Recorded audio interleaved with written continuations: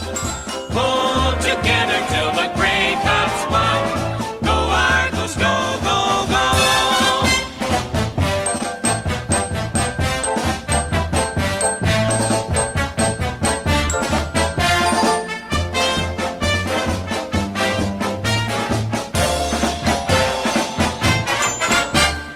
Go Toronto Argos, go, go, go. Pull together, fight the foe, foe, foe. Scoring touchdowns for the blue on blue. The Argos will win for you. Full of fight and courage, you can't stop. They pile up the points until they reach the top. Pull together till the Grey Cups won. Go Argos, go Toronto, go. Go Argos, go, go, go.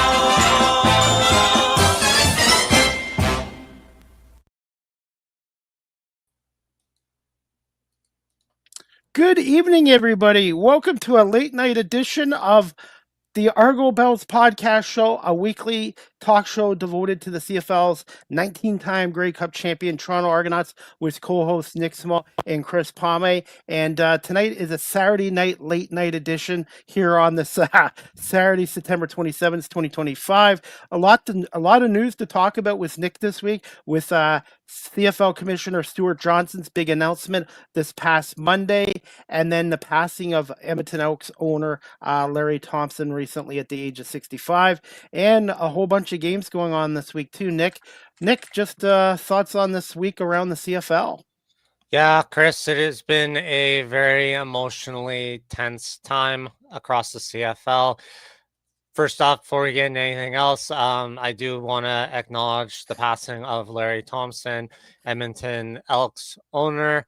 Wherever he is, though, I'm sure he is smiling down upon his beloved Elks tonight. As coming live here, we just saw the conclusion of a fantastic game between Edmonton and Saskatchewan. They squeaked out the win over the Rough Riders, 27-25, with Saskatchewan scoring and just falling short on the 2-point conversion at the very end of the game. But it was really exciting, a lot of fun.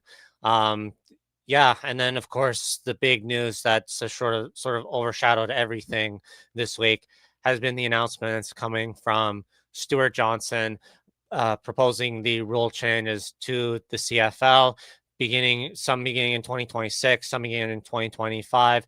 The first of which being the automated play clock, similar to what is used in the NFL. So abandoning the manually run play clock, moving team benches to opposite ends of the field in all stadiums. I'm okay with that. Yep. And then coming into 2027, changes to the field, which incorporate moving the goalpost to the back of the end zone, shortening the end zones from 20 yards down to 15, and shortening the field itself from 110 yards to 100 yards. So those are, and as well, the modification of the Rouge beginning in 2026 as well, kicks through the end zone that are not fielded by the opposing player will no longer count for a Rouge. It will have to be fielded and kneed or tackled in the end zone, or the ball just simply has to land in the end zone and not brought out to award the Rouge. So we'll talk a little bit more and break down those things. Before we get to that, I do want to touch really briefly on sort of what I mentioned on social media the other day and the break that I'm taking from posting. So where I kind of look at this whole change from my perspective, and it's not just the commissioner's announcement on Monday, but it's a whole bunch of other things. Quite frankly, the last 3 months has been incredibly stressful for Toronto area sports fans. And I know personally it's put a lot of stress on me as well. We have FIFA World Cup displacing the Argonauts for 3 games. So they've lost 3 home games next year. We have the proposed rule changes. You have the Buffalo Bills partnership, and another one, this kind of affects me more than others, but you also have IndyCar's announcement to move the Toronto Indy from exhibition place to Markham. You've got a ton, 4 major seismic changes to the sporting landscape in Toronto, all of which affect the Toronto Argonauts, and they've all come in just such a really short period of time. It's an extremely difficult pill to swallow. the other thing is that, as we've seen specifically with the rule changes, that there's such a big polarization of fans on it. There's an extreme ends who are, super patriotic, who don't want to see any changes to the league at all, who look at it as a big marketing issue more than anything, as why the league can't get bums in seats. And then you've got people at the opposite end of the spectrum who advocates strongly for this change and is calling anybody who opposes the change an idiot, getting to the point where it's just mudslinging on both sides. To top it all off even further, it's really hard as an Argonauts fan, because there are, as I think we see just in the muddled conversations of all of this going on, a lot of mud being slung at MLSC specifically, that a lot of it has to do with Keith Pelly and MLSC in cahoots in some way, shape, or form with the CFL on advocating these changes to what we see from people who are opposed to change, the Americanization of the game. And as an Argos fan, as someone who's bled double blue since he was 8 years old and has supported this team through thick and thin, it does suck. And I've brought it up before. We take a lot of mud from other fans, as we take it from other Toronto area sports fans as you guys being a third-rate league, a minor. CFL isn't anything compared to the NFL. And then you got CFL fans who throw mud at us with, oh, you guys are the largest city, the biggest market. How come you can't get 20,000 fans, 25,000 fans on a regular basis at BMO Field? So it's put myself in a really difficult place, and it's put a lot of other Toronto Argonauts fans in a similar situation. And I wanted to bring that up, and that's why I'm taking this brief break for social media to kind of reflect on it, because, and I've seen that now with even just a couple of my own posts, it's posting anything now, even just in the realm of speculation or of thought or just trying to get ideas, all it just leads to is negativity and mudslinging, and I don't think there's any help from that. I get where people are coming from on the anti-Americanization standpoint. It's a very politically charged scenario right now that's going way beyond football, with everything that's going on down south, that to make a decision that puts an American and a Canadian Football League team together in a partnership is really difficult to take right now, as well as rule changes that align more to this American game, no matter how big it is. But on the other end, there is need to make changes, because we've seen that the teams are losing money right now, aside from Winnipeg and Saskatchewan, which sell out every game. And something does need to be changed other than marketing, because if we keep losing money like this, we're not going to have a league at all. Another thing you can compare it to is like the Canada Post strike. If we don't do something to make changes there, people are going to be out of jobs regardless. So it's a tough thing, but we do need to make some sort of change to the game if we want to continue to see it exist. And unfortunately, one of the challenges has been and continues to be a problem that there's not as many people in my demographic, 30 years age and lower, as there are people in the 55 and over demographic that are continuously leaving the game for one reason or another. So that's why I understand mentally the challenges and the justifications for making these kind of changes in order to draw new and younger fan interest. But it is a tough pill to swallow and a hard thing emotionally for myself and other CFL fans. So I'm hoping that through this time we can maybe kind of cool off a bit and really kind of think a little bit more about what it means to be a fan of the CFL and how we can continue working together to draw more interest, to bring more friends, fans, family in, and to garner a bigger interest in getting people to come out to games. Because I think the passion's there. The TV numbers are good, but we need to get people into the stadiums to fill it out. And I'm hoping that we can give this a chance, and maybe it will reach that idealized thing where we get full stadiums every game and the league is thriving. Then we might get that Halifax team. We might get opportunities where we get to see the game grow in Europe, in Asia, in the South. It'll give opportunities for that with some of these changes that were not there before. So that's what I wanted to open with in my thoughts on the changes. Chris, I'd love to hear what you think regarding the CFL's new announcements and rule changes and everything else that's kind of gone on. I realize changes do have to happen, but I would say, as a season ticket holder and media member, I would say maybe 3 changes for now. I just think 6 or 7 is a lot. I think the biggest issue why the fans are upset is the season ticket holders weren't in the loop on this, and also they didn't consult the players, the coaches, and the GMs as well and get their input as well. I do feel MLSE, in my opinion, I feel they influenced the league into making all these changes because of their ownership of the Toronto Argonauts. That's just my 2 cents. I agree with some changes, but I think doing 6 or 7 is a lot, and a lot of the fans are upset they didn't get consulted, or not the fans, but the players and coaches and stuff like that. Nathan Rourke called them garbage, so I guess, and he got criticized. And it's like, you know what? Nathan Rourke is a star quarterback in this league. He's expressing himself, and people in X are like criticizing him, and it's like he's just being himself. So I guess Stuart Johnston was brought in to make some changes with the CFL, and I agree some need to be made.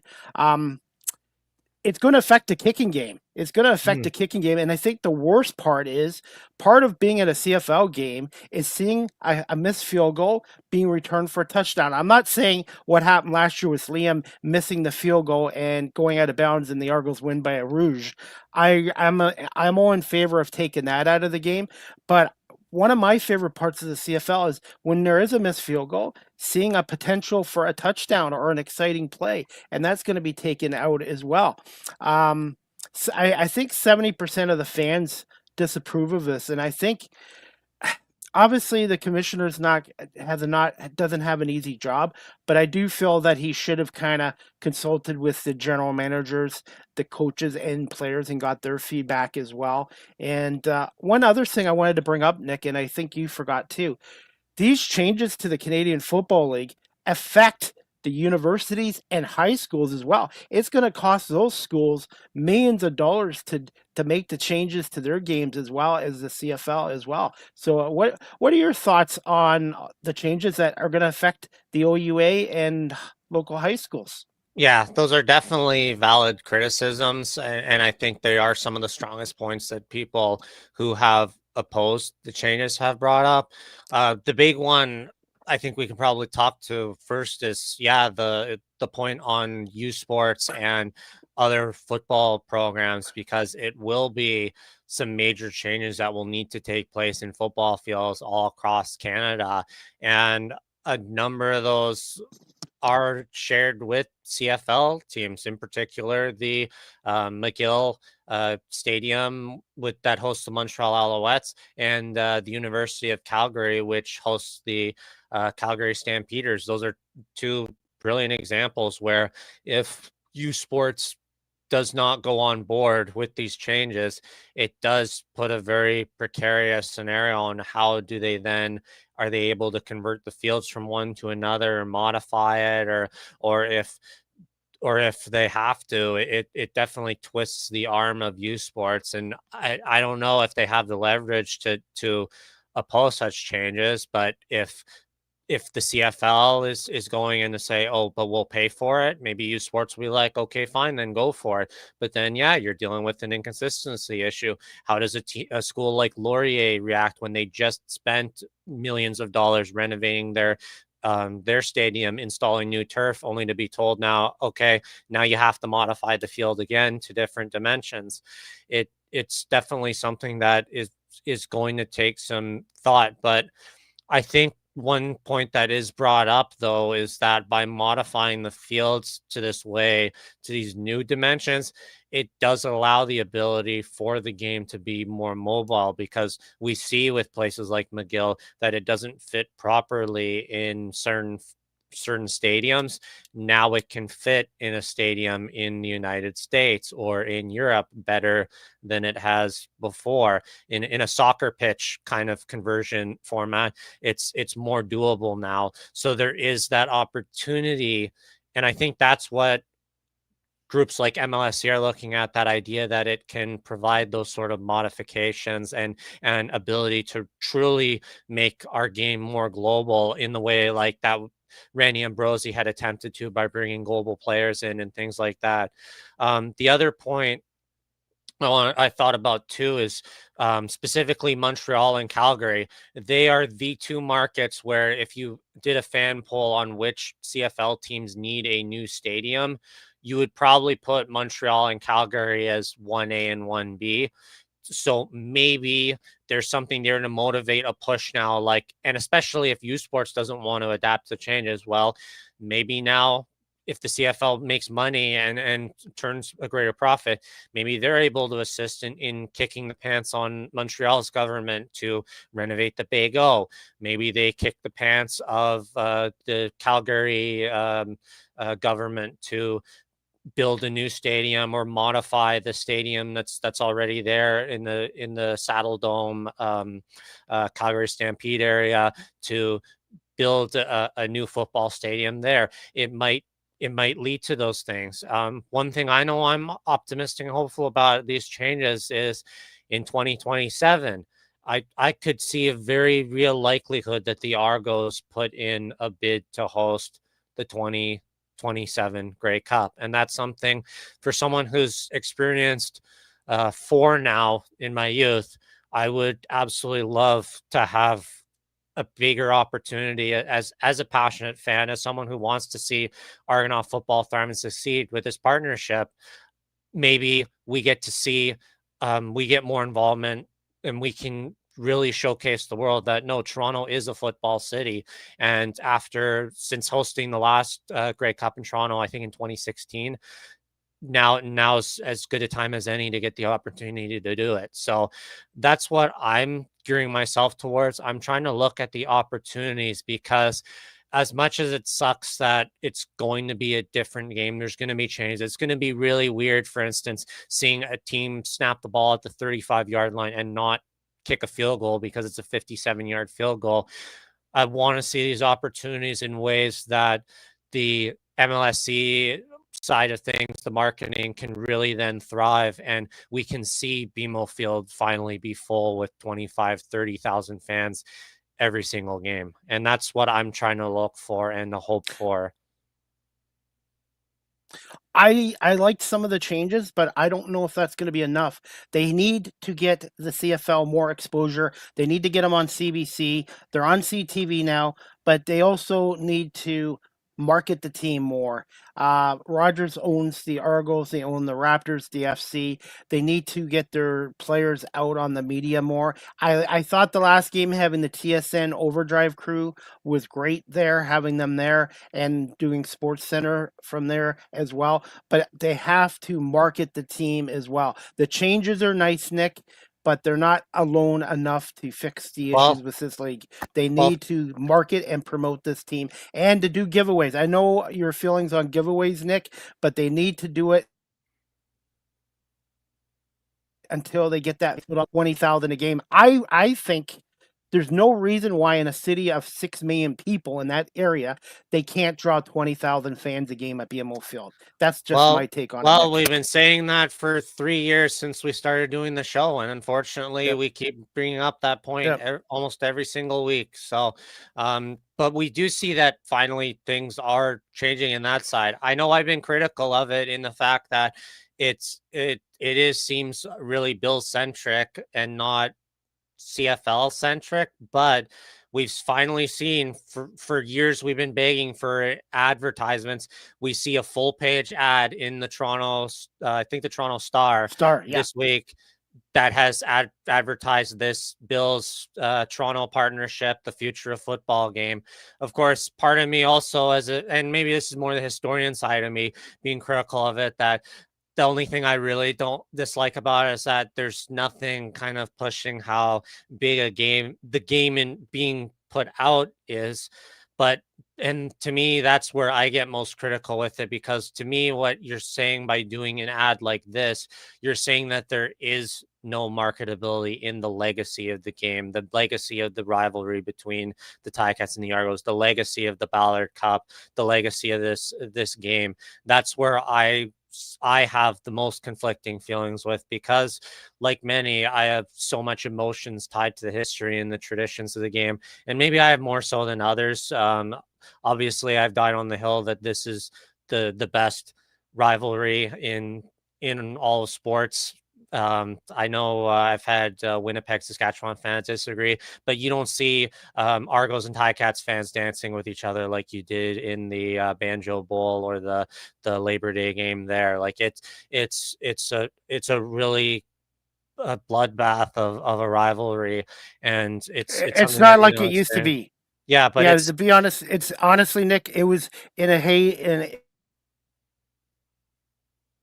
it was in its heyday in the 60s, 80s, and maybe even the 90s. I think it's still there, but it's not to the degree that it was there. And I think it would be more if the Argos was better. Because every time Hamilton's good, the Argos are having a down year. Or when the Argos are up and winning Grey Cups, Hamilton's having a down year. So that's ideally for this rivalry, if both teams were strong at the same point, I think the rivalry could get back up there again.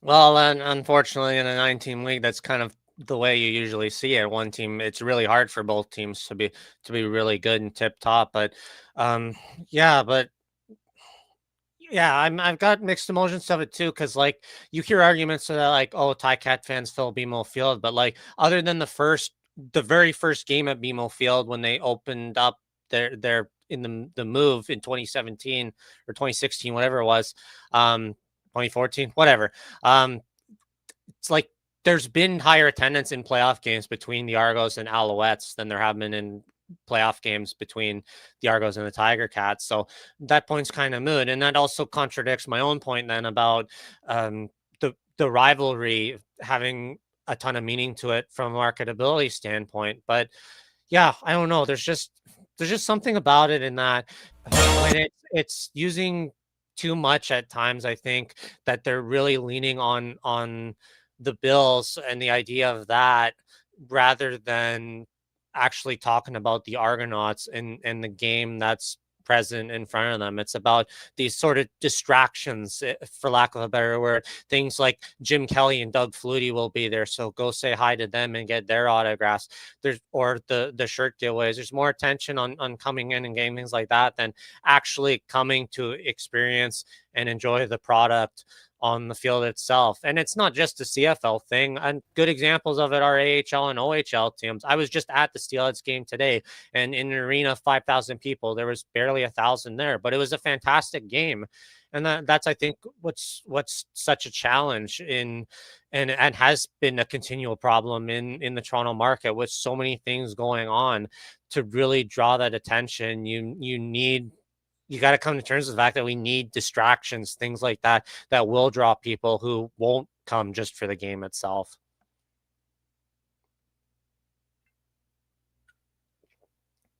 Unfortunately, Nick, a lot of Bills fans in Buffalo or in Canada, they love the Bills and don't care about the CFL. And from what I've talked to, most of the Argo fans, they're not Bills fans. This whole, oh, if you're an Argo fan, now you got to be a Bills fan because of this arrangement. I don't find Toronto the Bills town. We've talked about this before. I think Toronto is neutral when it comes to NFL. I think you got Patriot fans, you got Eagle fans, you got Rams fan, Raiders fans. Vikings, Lions. I don't find Toronto is loyal to the Buffalo Bills. Obviously, they face Ontario, but for them to sound like, hey, we get half our fan base from Toronto, Toronto is like LA. It's kind of a neutral. Even with the LA Rams and the Chargers back in Los Angeles, a lot of their home games, half the crowd is going for the opposition. And I find Toronto is kind of a neutral city when it comes to the National Football League. And they're just assuming, oh, the Bills, and they think, oh, we'll get Bill fans from Buffalo to come down to a CFL game. A lot of them there don't understand the CFL or they don't like it at all. And a lot of the Argo fans, they might be NFL fans, but they're not necessarily Bills fans. So I will give this arrangement a couple years, but I'm skeptical on that part of it. Well, as we kind of see, like with this game coming up, as kind of to my point that I brought up earlier, they really haven't done much to actually market the actual Argos game in front of you coming up this week against Hamilton. It's all been look at Jim Kelly, look at this Bills related stuff, the future of football shirts and whatever. There's all this stuff that really has nothing to do with the current Toronto Argonauts, and yet it's driving between 20 and 25,000 that are going to be there in this game. That these distraction kind of things, these other topics of interest are what's working. And you see it in, and I hate to point down the QEW, but you see it working in Hamilton as well. You look at how there's that like DJ kind of party zone in the one corner of the, I guess it's the northeast corner on the what's going to be the visitor side next year. Like that draws a thing to young fans who might not necessarily want to sit in a seat from start to finish. You see things like the Stipley South area being full all the time, or the North End zone where people can go down. You can general admission, basically. You can go stand wherever you want and have a beer and watch that. The BMO Field is going to be a lot more of that, and I do that at BMO Field myself. When I can't send my season tickets because I give it to my dad, I love to sit in or stand in the south end zone and watch the plays there.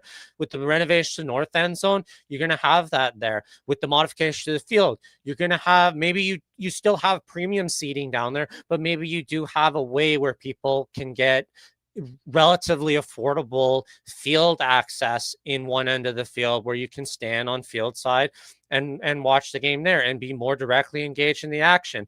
When I was at Montreal with my dad, we, in the opening game of the season, we were standing in the, what on the TV would be the top left corner of the end zone. So we were on field level. So there's things like that, which again, like with this change, it provides these kind of opportunities that haven't existed.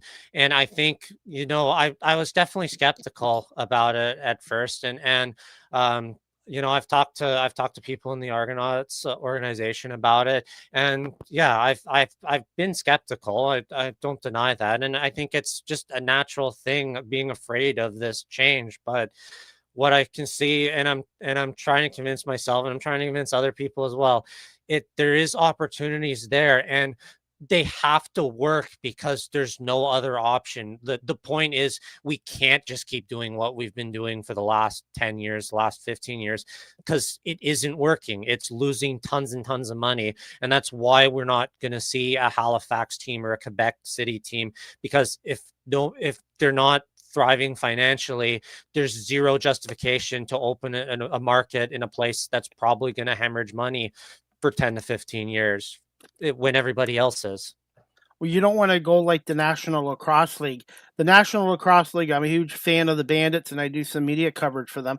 But in the last 3 years, they've had to relocate 2 teams, and they had to fold up another team as well. And it doesn't look good for the league to have to expand and then have to take the teams away. Now they're talking about U.S. expansion again, and I'm like, I'm skeptical of it. They tried it in the 90s, and I know times are different, but it's really hard to get the CFL into the U.S. market because the U.S. market mentality is the CFL is minor league football, which it's not, Nick, but it's hard to tell people in that country that it is professional football. I know they're talking about St. Louis, and that is a possible expansion team, but I think they have to get the 9 teams all financially going in a positive direction before they can look at expansion. I do agree with you, Nick. Right now, they got to get the 9 teams at least breaking even and making some kind of a profit, and then maybe in 5 years from now, maybe the commissioner can look at expanding the league from the business side of it.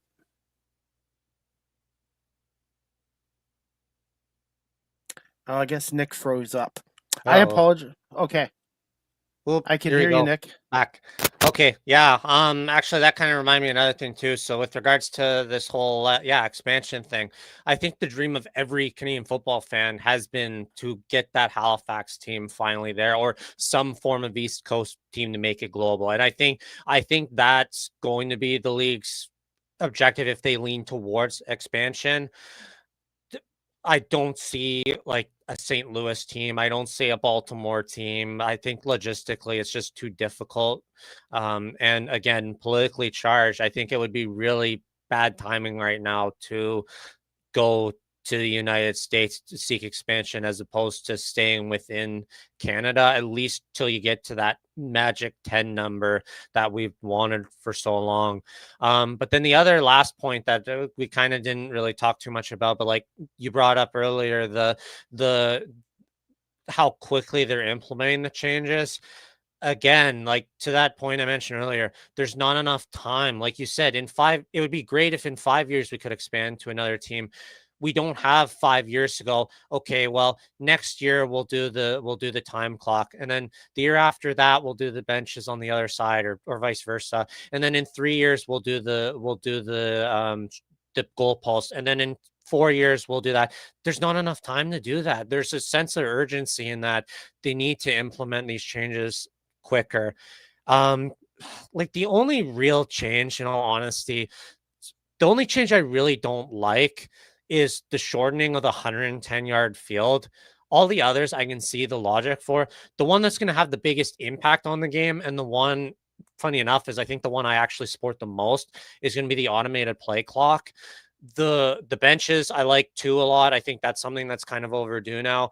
And then yeah, it's going to be weird for the first couple of games as we kind of get used to the new field layout, and especially losing that 55-yard line. But yeah, the challenge I think is just there isn't like there is an urgency, there is a need, because we can't stretch it out over 5 years of continuing to lose money as we implement these changes. Something I think this is the I think this is about as dramatic as you can go in changes in a short period of time without rocking the boat too much. I think it is going to suck with the Rouge changes too, and especially the loss of the missed field goal return game. That's another element that I think a lot of people have overlooked. That's really going to die over the next couple of years. But unfortunately, like I've said, like we can't keep it the same anymore, because we've kept it the same other than the hash mark change. We've kept it the same for 15, 20, 30 years, and we're still losing money. So yeah. Nick, yeah, the 55-yard line. Yeah, I'm glad their width of the field stays the same. I know the NFL is 53 yards, so I'm glad 65. The end zone going from 20 yards to 15, I'm okay with. I thought 20 yards is a little too much. The NFL is what, 10 yards? So you know what? I'm okay with the 15. I think what I will miss the most about the CFL is seeing field goal kickoff or field goals return for touchdowns or bringing them out. I'm not going to miss kickers missing a field goal and getting a rouge and winning the game. So the goalposts, by the way, this is something, Nick, you might not know about. The NFL originally, their goalposts were like the CFL's until 78. The 1978 season, the NFL decided to move their goalposts to the back of the end zone. So this is going to affect the punters and the kickers specifically. They had to make these changes. That's why I'm hoping one day to get CFL Commissioner Stuart Johnson on here. I really do feel the league should have consulted with the players and coaches too during this season to get their feedback too. I understand why they have to do these, but I really do feel they should have consulted. Yeah. Yeah, definitely.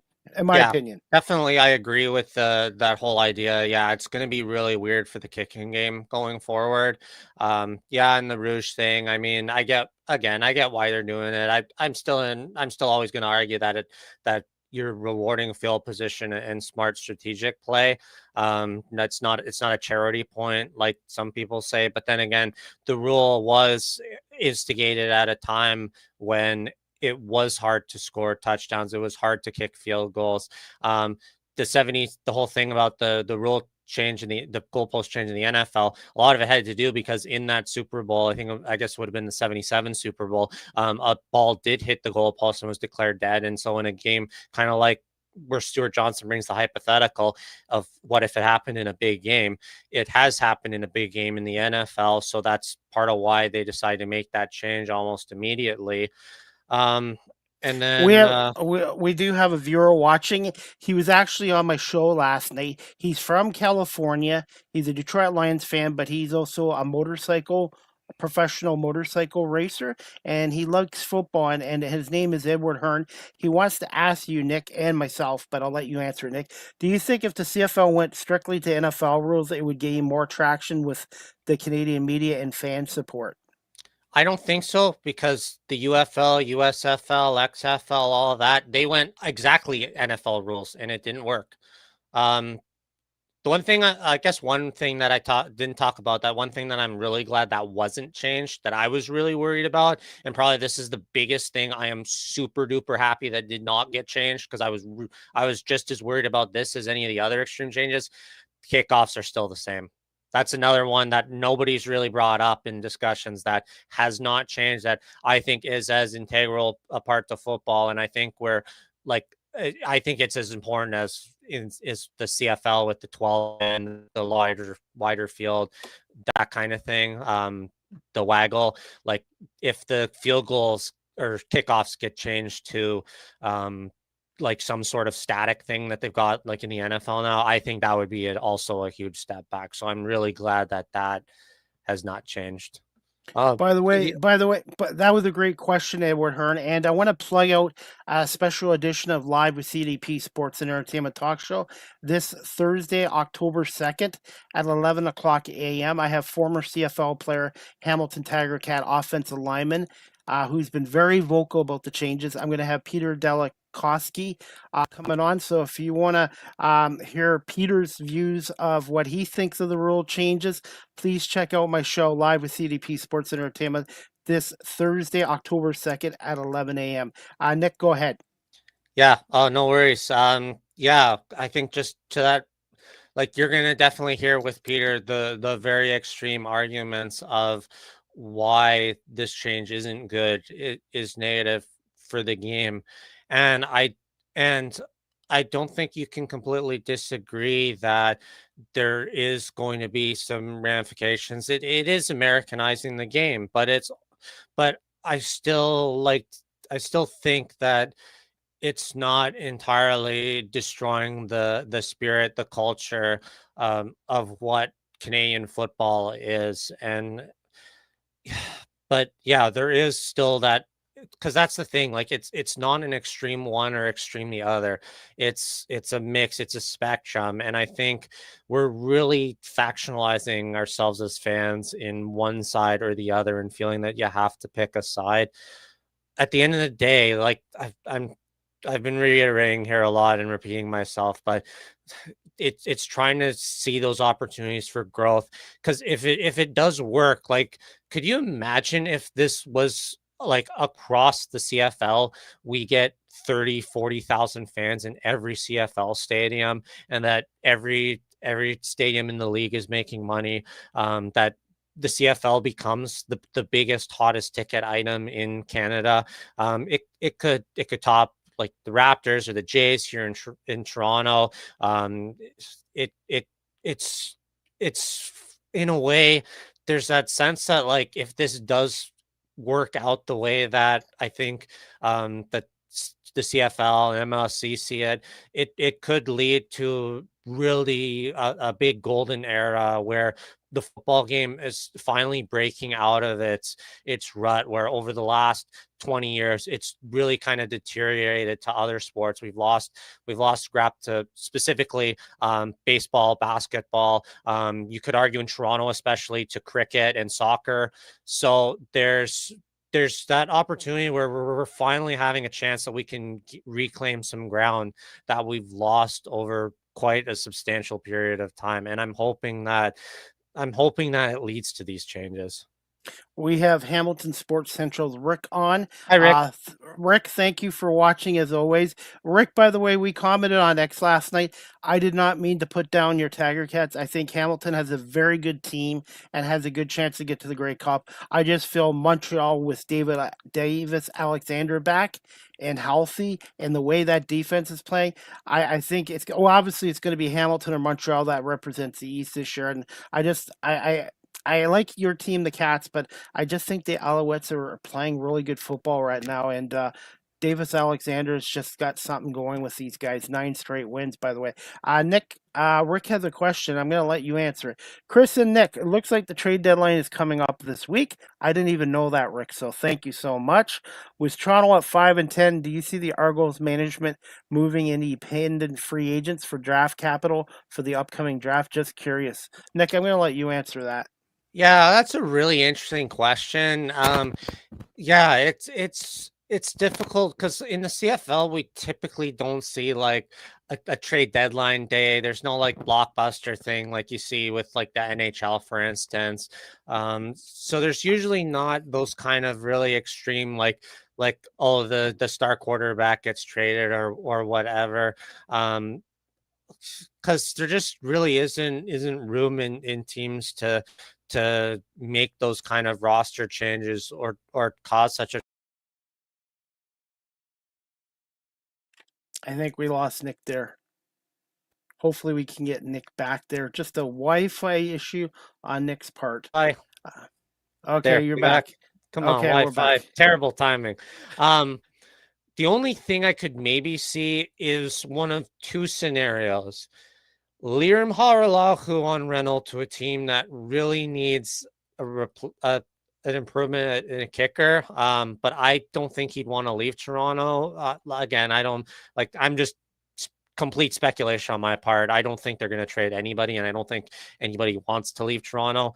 But that I could see that. And then the other thing I could maybe see is a wide receiver going with the fact that like Polk, Daniels, Coxie, Hirschlow, Unger. David Unger. Yeah, Unger, there's Yeah. so many wide receivers right now that there's just not enough room for them. So that's where I could see. But I don't know who's really that desperate in need for a wide receiver. And I'm not sure what you'd get as a return because Kevin Mittal I also forgot to mention. So like yeah, it would probably have to be a pretty expensive price because all of them have proven under Nick Arbuckle that they're extremely talented. And I don't really see another team in the league whose receiving core is really that far below another one where like you don't look at like Hamilton and say, oh, they really need receiver help, or Montreal, they need receiver help. I mean, maybe Calgary just because of injuries, but yeah, I would think if they did though, the return would have to be really high to come back, like at least a second rounder. But yeah, I just don't think we're really going to see that because we typically don't see it in the CFL. There isn't really that. Most teams' rosters kind of have enough depth on their own that they don't really look for a piece at the deadline to complete their roster like they do in other leagues. Well, I didn't even know it was this week.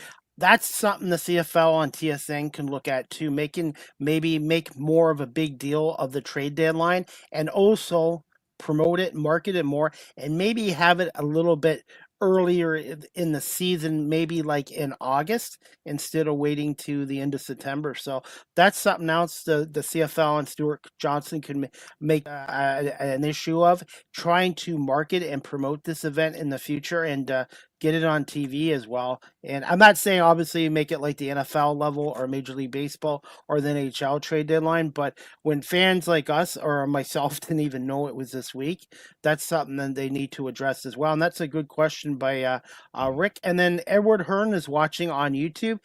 Edward, this isn't really a question, it's just a comment. He goes, one thing I can honestly say about the CFL versus the NFL is the injuries are significantly lower than the CFL. Edward, I'm curious. I would like to find that out, Nick, what the injuries are compared to the CFL to the NFL. Obviously, the NFL has a much condensed field compared to the CFL, but that's a good point by Edward Hearn right there. I mean, it's also a difficult comparison because, you know, you've got 15 games going on every week in the NFL as opposed to only three or four. Most days in the CFL. From a ratio wise, there's been arguments between like the more static nature of the NFL versus the more dynamic nature of the CFL with the waggle and keeping the motion on kickoffs. I've made this argument on the show every year since I've been here that special teams plays in particular, we talk like kickoffs especially, like yes, there is a slightly higher frequency of injuries on kickoffs than on other plays, but it's still not significant enough that it warrants changing the rules of it, because most injuries in football come off the scrum at the beginning. Those repeated injuries off hitting on the line. So, um, yeah, that's the kind of stuff that I look to when I look at injuries. It would definitely be an interesting thing to look at. I did look at the CFL fact book with just browsing through some of the kicking stats that are probably going to be different. I would say Gizmo Williams records are now, get the stone tablet out, because they are never changing until the end of time now. But I think that the injury thing, it's not in there, and I don't know where you'd look it up, because I don't know if the CFL even like has a whole record on how many players are injured. One person that might know it would be either Mike Hogan or Ben Grant. So maybe I'll message either Ben or Mike Hogan. I think one of those two would know. And Rick from Hamilton Sports Central is got a comment for Edward Hearn. Edward, I wouldn't say injuries are lower. There are just some teams that have a bunch of people on the 6-game IRs. Yeah, I mean there are some bad injuries, but it's like, I also think sometimes too, going to my point on special teams, if you look at a lot of the players who are on that injury list, there's a lot of guys who aren't special teams players at all, but have still gotten injured. Look at how many offensive linemen and quarterbacks have been injured this year. Guys who aren't on special teams at all that have had injuries that have kept them sidelined for multiple weeks. So like, I just don't see the argument that a higher frequency of injuries on special teams necessarily justify the changes. And yes, Rick, thank you for observing my lovely Jack Cassar jersey. By the way, after the game, I didn't get into it with him. He was on Instagram, Jack Cassar, and all I said to him was, I didn't bring up the result of the game. I just said, hey, I love the tackling. I said that tackling is old school, and I agree with Rick's comment here. I can see why you like him. Jack plays the game the right way, and that's how you tackle in football. And Jack is a valuable asset to the Toronto Argonauts, not just as a linebacker, but on special teams. Yep, I said it was that he makes special teams better, and not having him there at the beginning of the year was a big challenge. That Saskatchewan return touchdown that happened that lost them their game in week 4 or whatever it was. He wasn't in the lineup that week. Also, I'd like to note, as I mentioned before, that I went to high school with him, so it's not just a whole, like, I'm a fan of him as a player. Like, it's someone I know personally and I have a lot of respect for and what he does. He's one of the few people I haven't interviewed. I haven't interviewed him yet, and I haven't had my picture with him. I'm sure that Brandon has had his picture taken with Jack. I swear to God, Brandon is, I know you're a super fan, Nick, but Brandon, I can't remember his last name. He must have his picture with like 400 or 500 different Toronto Argonauts, and I really love his passion as well. And we have another viewer watching from Buffalo, New York, who we've converted, or you have converted into a Toronto Argonauts fan. Robbie Schneider. Robbie, Jim Kelly and Doug Flutie are going to be coming to Toronto next Saturday. Are you going to come and see the Argos and Hamilton game and go see Doug Flutie and Jim Kelly? Because I know Robbie loves the Buffalo Bills as much as the Toronto Argonauts. As much as you love the Eagles. Go Birds, go Birds. Hey, Mike Hogan's a Philadelphia Eagle fan, but Chris Belnovich and Sean Bowen are Green Bay Packer fans. So I always like to rib Sean and Chris about their Green Bay Packers, who couldn't even beat the Cleveland Browns last week, losing 13-10. So all I know is, I'm hoping Robbie can get to BMO Field next Saturday and you can meet Doug Flutie and Jim Kelly. One thing, Nick, I think it's a great idea what they're doing. Hopefully they'll have it organized for the fans. Hopefully it'll be well set up and organized at BMO Field. I'm assuming it'll be outside the stadium. Yeah, well, we'll see. We'll see how it works out. I think I hope there's a little bit more forethought to how they organize it. Going on the NFL topic, I will say the last 2 NFL games I have seen involved the New York Giants, and it made me want to gouge my eyes out. If I need any reassurance that the CFL does not go to that, go watch any of the last New York Giants games. They've been absolutely atrocious. The ultimate turnoff for football. Sorry to my buddies. But the Eagles came back from 19 points and they blocked not one, but 2 field goals at the end of the game. One block happened at the beginning of the fourth quarter, and then at the end of the game, to win the game, they blocked it again. First time in 50 years, the Eagles have blocked 2 field goals in the same game and 19-point comeback. So, yes, Nick, there are some duds in the NFL. Obviously, the New York Giants are a team I would stay away from watching. They shouldn't be on prime time. But if you become a Philadelphia Eagles fan, you're going to see winning football and great plays, and how often you get to see special teams block a field goal. I guess the 2022 Grey Cup. Yeah, I was gonna say, you know what team made a really crucial field goal block in 2022? The Double Blue. If you want to talk champions, you have the last 3 years, 2 Grey Cups and a 16-2 all-time CFL tying record season. So I know this year has been a bit on a downswing, but I'll still take my CFL football, even amidst all the chaos. But Nick, you can like both. You can like the NFL, you can like the CFL, college football, and that's the way I look at it. That's what we need to get people to realize. You don't just have to like one league and stick with it. So to me, NFL, CFL, college football. And by the way, Robbie goes, go Argos, go Bills, go Eagles. By the way, Robbie, I'm picking the Saints over the Bills tomorrow. Saints over the Bills tomorrow. And your friend Connor Sauve is on here. He goes, boo Eagles. I wonder who Connor's NFL team is. Well, like I can see one team he's clearly not a fan of. If we're speaking on the subject of college football, I will bring up the youth sport games that took place today. Today was one of those weeks where the better CFL or OUA teams really laid a beat down on the not so good OUA teams. A little bit ugly scores. All 4 games, the team that won put up a 50 spot or more. Queens beat Waterloo 50-18. My Golden Hawks thumped U of T 59-21. It was 38-7 at halftime. Western was kind of off to a slow start against McMaster, but they ended up rousing them 52-22, and Queens laid a beat down on York as well, 57-5. So in one of these weeks, if you want to know what the top 4 teams are in the OUA, pending Windsor, who had a bye week this week, those I think I would agree. That's really weird. It says Queens. Oh, hang on. I see why. I was looking at schedule shift. A little awkward. Ignore the Queens Waterloo one. That was last week. The other 2 games, Carleton and Guelph. Guelph beat Carleton 55-28. And the only one that wasn't a 50 spot, Windsor beat Waterloo 35-0. So the GGs were the ones that had the bye this week. I knew something was awkward. My table was askew.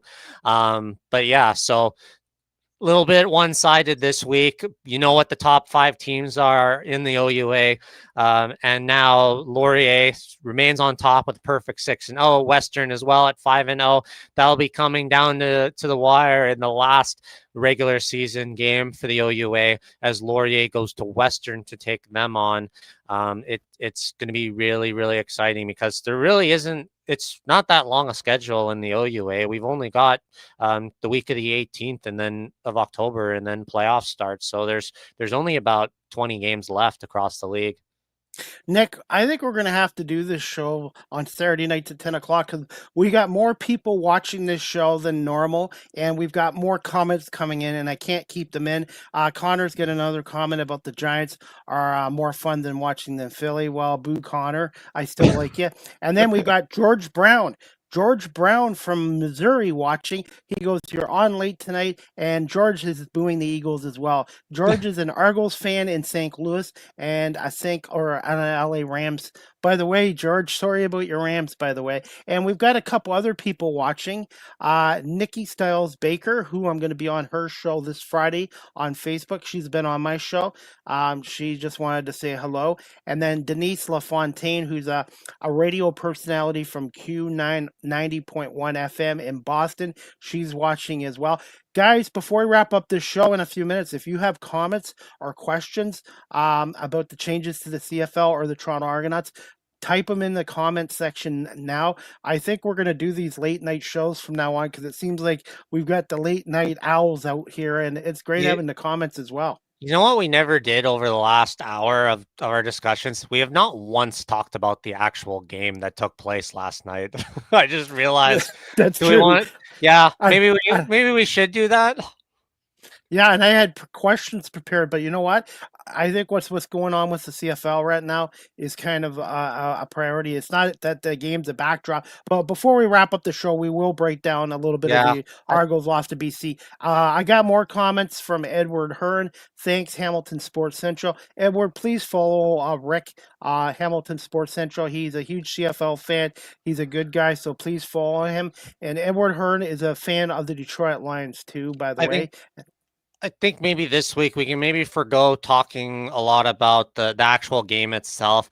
I think where we really should focus on is sort of the ramifications of it. And I think if we want to maybe jump into that, because we're running out of time, I think the big thing is it's basically the Argo season is pretty much over. Like, even if they win their next 3 games, it's in a lot of pomp and circumstance. Hamilton did us no favors last night by getting absolutely thumped by Winnipeg. 40-3. Yeah, so that helps the crossover for Winnipeg. It's just we're in basically an impossible situation, and I think this is it. It's finally time to admit defeat and going into this game, have some fun. And Nick, the problem with the Argos this year, obviously they've missed Chad Kelly. Overall, I thought the offense hasn't been bad, but they've had no running game this year. They've had issues with their defense at times, and they've had issues with their special teams.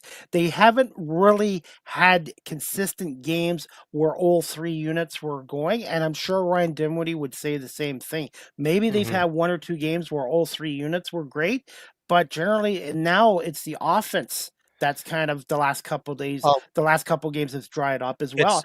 And the running game has been a huge problem. Last night they had 12 carries for 28 yards. I know Nick, sorry, I called you Rick.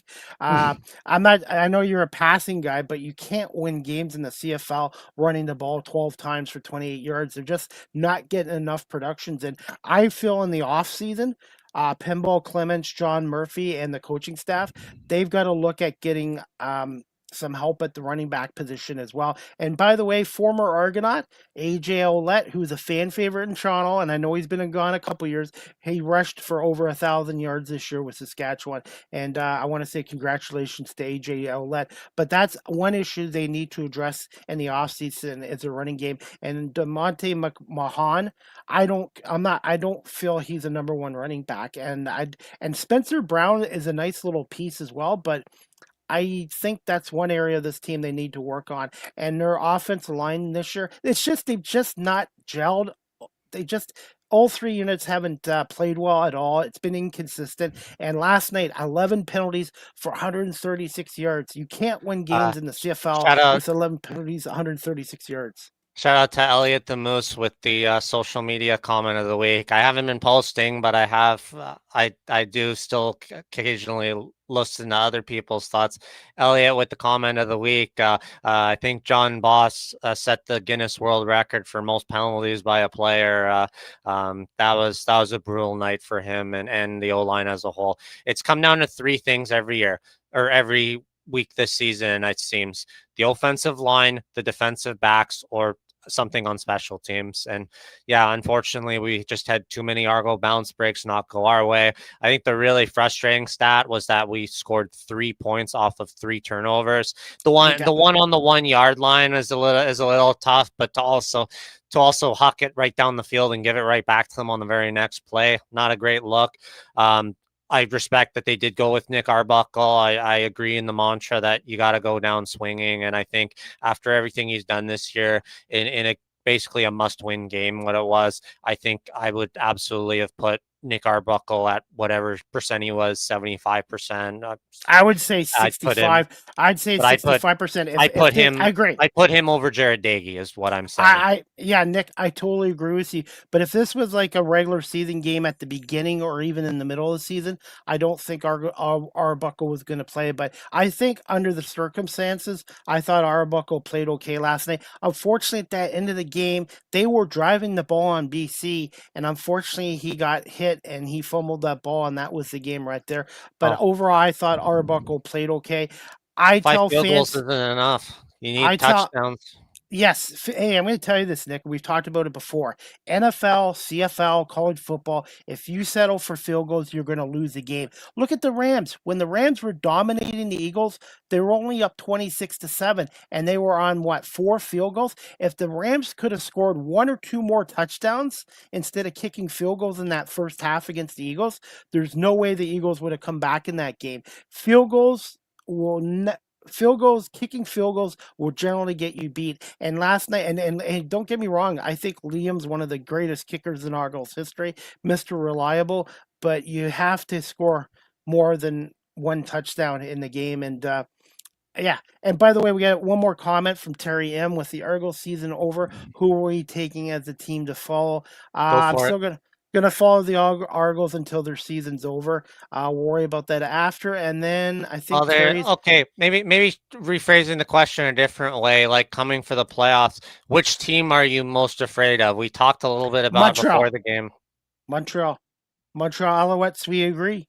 Montreal Alouettes, and then I got more comments coming in here, Nick. So let's get them in. Rest in peace, Argos. Bring on the Leafs.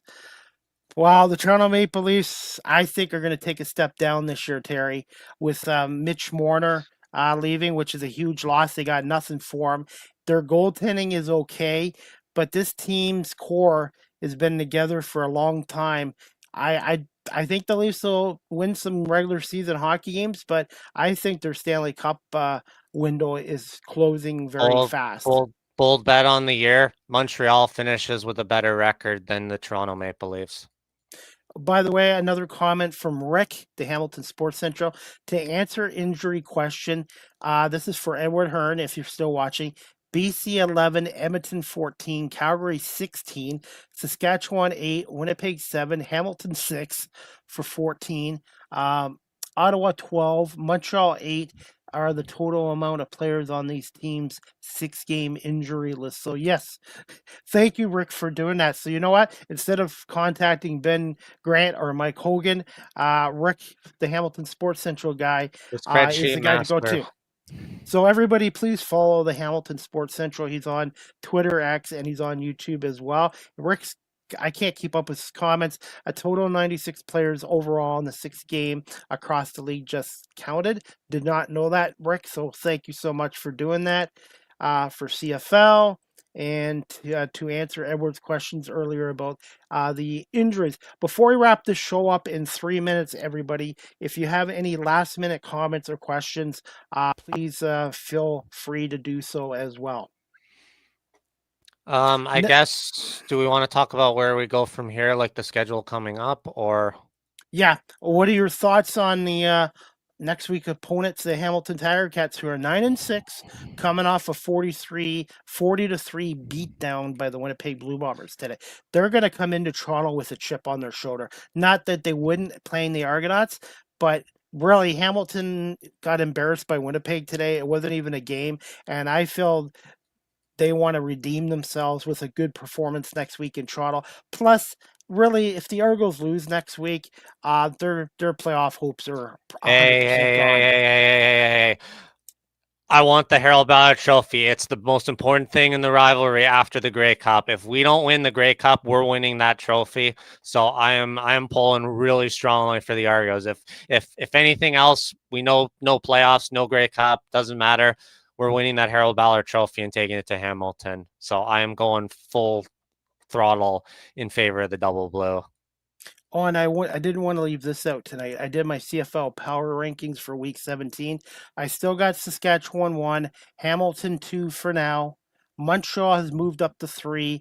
Calgary's dropped to 4. BC's at 5. Winnipeg's at 6. Toronto 7. Edmonton 8, Ottawa 9. But with Edmonton's win tonight, I might want to move Edmonton above Toronto. But we'll definitely agree on Ottawa being the worst team in the league.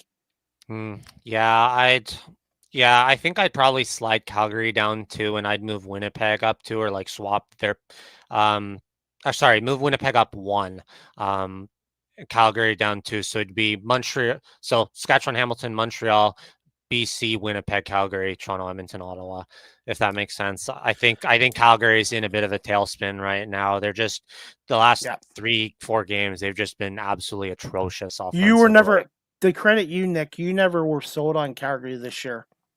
Yeah, and I mean, early in the game, like, they looked really good, but the big thing that's really flipped is BC and Calgary. BC was horrible at the start of the year, and Calgary looked amazing. And now it's the exact opposite. BC's getting really, really hot, and Calgary's been really, really not good the last couple of weeks. So I don't know what, Calgary might be one of these teams that might be trying to look to an ad to maybe mix something up to try to give them a little motivation in the playoffs. But like, if Vernon Adams not clicking, like, they know the backup isn't going to do it.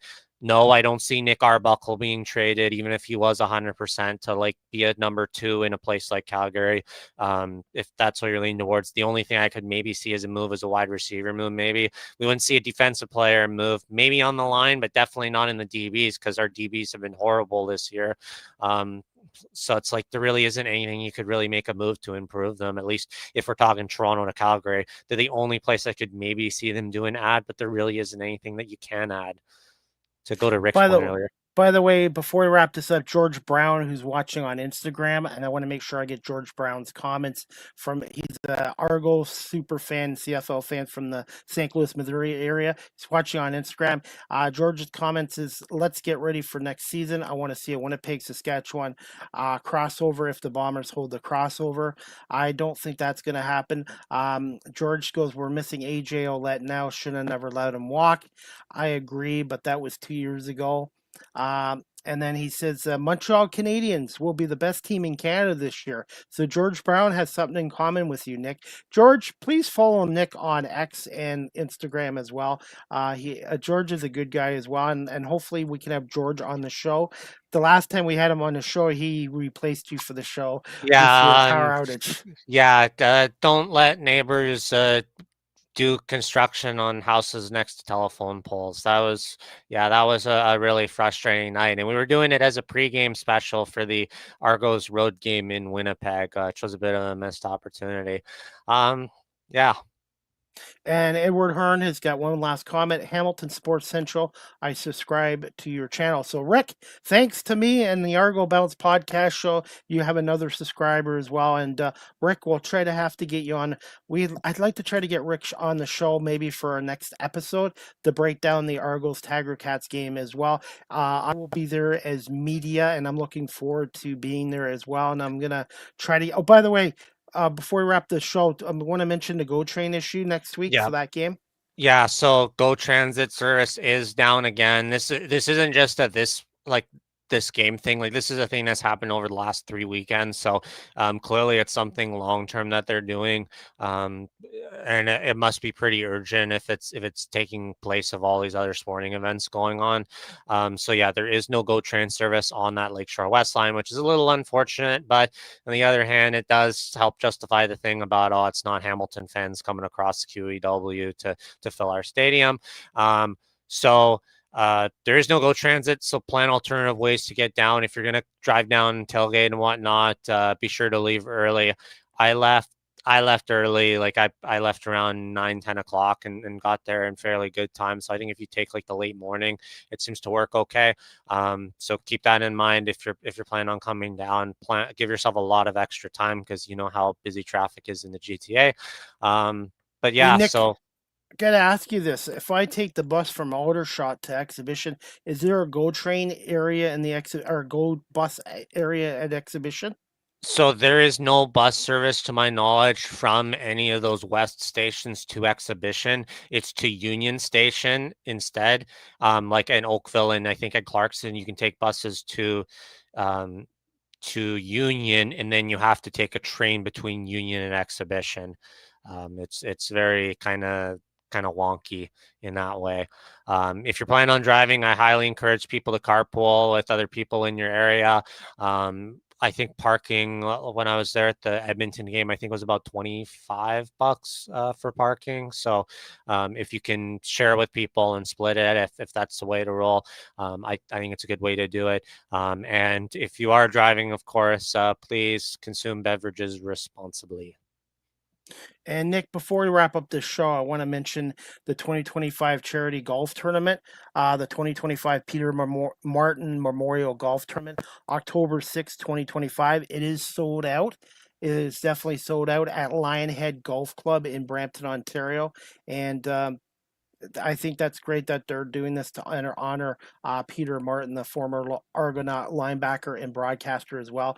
I'm sure I was hoping to have our guest on tonight, but unfortunately she had an emergency in her family come up. So we're going to try to get Annette back on as well. And maybe after the event is over on October 6th, because it's something that a part of the Toronto Argonauts family with the late Pete Martin, who passed away recently. And hopefully this event goes really well. And to see who the best golfers are in this event as well. But Yeah, October 6th at Lionhead Golf Club in Brampton, Ontario. And it is sold out. So I want to give Annette a shout out for this. She was one of the organizers. Yeah, it's amazing to hear it sold out, and the fact that they've renamed it in honor of Mr. Pete Martin is an incredible honor, and it's something that through this and an annual tradition, his legacy is going to continue to live on as one of the most passionate, not only Toronto Argonauts supporters, but also Toronto area football supporters. Of course, as I've mentioned several times on the show, I was someone who played in the Mississauga Football League, which he founded, and indirectly had an incredible, a huge part on my life, and is why I continue to love football to this day. So I owe, even though I never really got to talk to him on a one-on-one level, I'm incredibly thankful for him and what he has done to the football community in Toronto. I was lucky. I met him a couple years ago at the 150th anniversary. I was able to get a selfie with him, and he was actually nice enough. He was interested in coming on our show, Nick, and he actually gave me his cell number as well. Unfortunately, I wasn't able to get to contact him in time because he was interested in coming on our show to talk Toronto Argonauts. But I'm just grateful that I was able to meet him, tell him how much I liked his work. I didn't see him play as a player, obviously. I wasn't born until 72, but I grew up listening to Bob Bertina and Pete Martin, the voice of the Argos on CFRB 1010, because back then in the 70s and 80s, Nick, unless you went to Exhibition Stadium, all the games were blacked out unless they sold it out. It was a ridiculous rule. And the only good thing was I got to listen to Pete and Bob Martina. And Pete did the Argo games for many years, including with Mike Hogan as well. And Do by the way, you remember how many play-by-play analysts he had? Six. Yeah. Six, yeah. I believe I thought it was six. either 5 or 6. Yeah. 6. It was a lot. Check was Mike Hogan, but yeah, his first one was I believe it was Dave Hodge. I believe Dave Hodge, and then Bob Bertina, and then I know Mike Hogan was one of them as well. So I know 3 of them. The other ones, I'm trying to remember who the other ones were. I miss seeing Dave Hodges often on TSN. He's awesome. Yep. By the way, anybody wants to follow the Toronto Argonauts alumni, go to their website, argoalumni.com. And then if you want to find out more about this event, 2025 charity golf tournament, again, argoalumni.com. And hopefully in October, before we wrap up our season, we can have Annette on to talk about this golf tournament event and how successful it went. All right, Nick, finally, as we wrap up the show, final thoughts, and where can the audience follow you on social media? Well, you won't hear me on social media for a while. As I've said before, I'm going to be taking a little bit of a break for a while. I think what I might do is I might go away from some of the Argo stuff and kind of diversify what I talk about a little bit more, share some other interests. But I do think it's a little bit of a hot topic right now with as I've mentioned throughout the entirety of the show.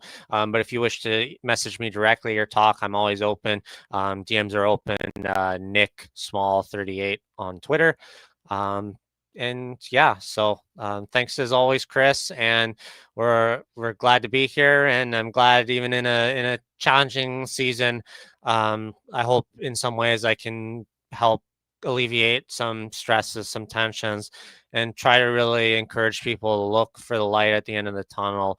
I know through like my own professional experience, that there's been a lot of change and a lot of challenge, but now as things are kind of reaching the end point of change, it's getting to a point where now we can really thrive in the successes of it, and kind of get back to what we love, and that's the Toronto Argonauts, and that's Canadian football. So yeah.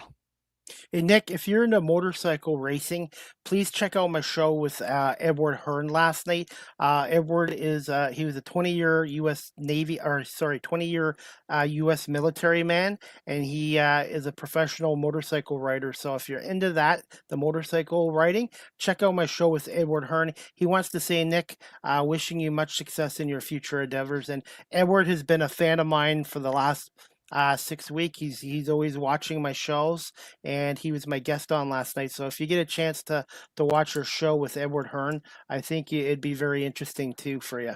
I'll check it out, Chris. Thank you, Edward, and thanks for the kind words. And I look forward to it, and hopefully we can talk a little bit, maybe one-on-one in the future.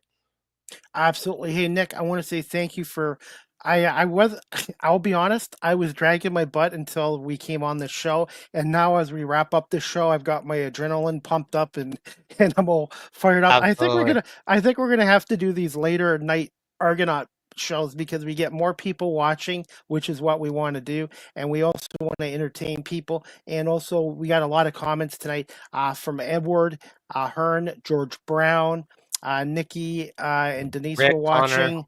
Robbie Schneider from the 716 Sports Blizzard. He popped on, didn't ask us any questions, but he was watching us. And Rick, thank you so much, Rick. I know we don't always agree on everything, but you're a good guy. And hopefully I can get down to Toronto next Saturday via the bus. And I'll be in Toronto twice next week for the Leafs Red Wings game. Go Red Wings, and then the Argos Hamilton game where I have to be neutral as media, but I'm hoping the Boatmen can get a win. And Nick, again, I want to say thank you for coming on, and we will be back for episode 14.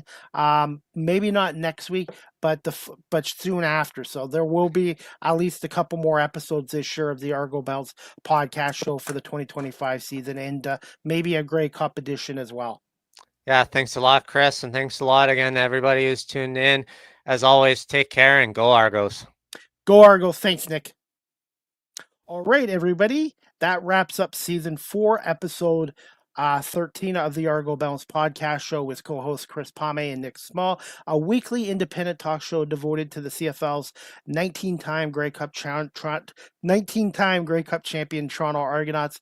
The Argonauts are 5-10. They're back in action next Saturday, October 4th, 3 p.m. kickoff at BMO Field for their regular season home final and their last game of the year in Toronto. Hopefully they can win their last 3 games, and if the Argos can win their last 3 games, finish 8-10 and get some help from the West teams, who knows, they might get a crossover, but the odds are very slim that they'll be in the playoffs this year. So if you want to come down to the game next Saturday, you can get tickets at argonauts.ca, or you can watch on TSN or TSN 1050 as well. And if you're looking to get Argos season tickets next year, I'm going to put it right here. For 2026 Toronto Argonauts season tickets, you can contact the Toronto Argonauts account coordinator, Jada Christian, at 416-815-6139, or via email, Jada.Christian at MLSE.com as well. And that is about our show for tonight, guys. Again, CFL this week, Winnipeg 40, Hamilton 3. Montreal destroyed Calgary 38-20. BC beat Toronto 27-22 last night. And Edmonton upset Saskatchewan tonight as well. And that is about it. Again, thank you to everyone for watching the Argo Bounce Podcast show on Facebook, LinkedIn, YouTube, Twitch, Twitter, and Instagram. And the Argo Bounce Podcast show is available on these audio platforms: Apple Podcasts, Spotify, iHeartRadio, Amazon Music, Good Pods, and wherever podcasts are available. And I want to say thank you to everyone watching this live stream and on the audio platforms. And the Argo Bounce Podcast show with Nick and myself will be back next week or the week after for episode number 14, as Nick and I will break down the Tiger Cats Argos game at BMO Field and perhaps have a guest on our show as well. And if you're a business that loves the Toronto Argonauts and the Canadian Football League, and you're looking to advertise on the Argo Bounce Podcast show with Chris Pomay and Nick Small, you can contact Nick through Twitter X, or you can email me at cpomay19@gmail.com, or DM me on social media pages. We'd love to have a business that loves the Argos and loves the CFL to come aboard and advertise on the Argo Bounce Podcast shows we've been doing since 2022 as well. I hope everybody has a great night. Enjoy the rest of your weekend, and look forward to Week 18 of the Canadian Football League next week, and hopefully being at BMO Field for the Argos-Hamilton game next Saturday at 3 o'clock.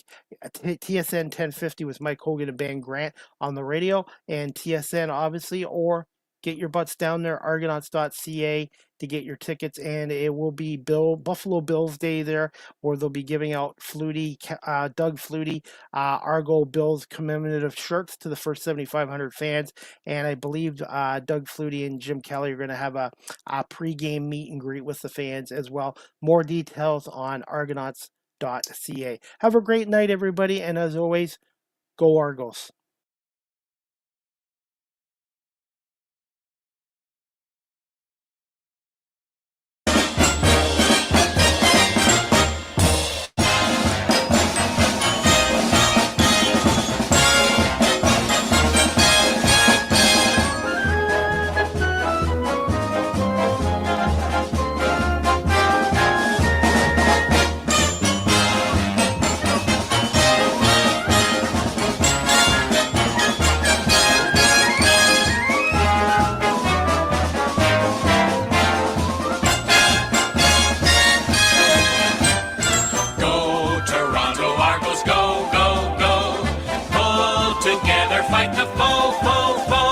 Scoring touchdowns for the blue on blue. The Argos will win for you. Full of fight and courage, you can't stop. They pile up the points until they reach the top. Pull together till the Grey Cups won. Go Argos, go, go, go.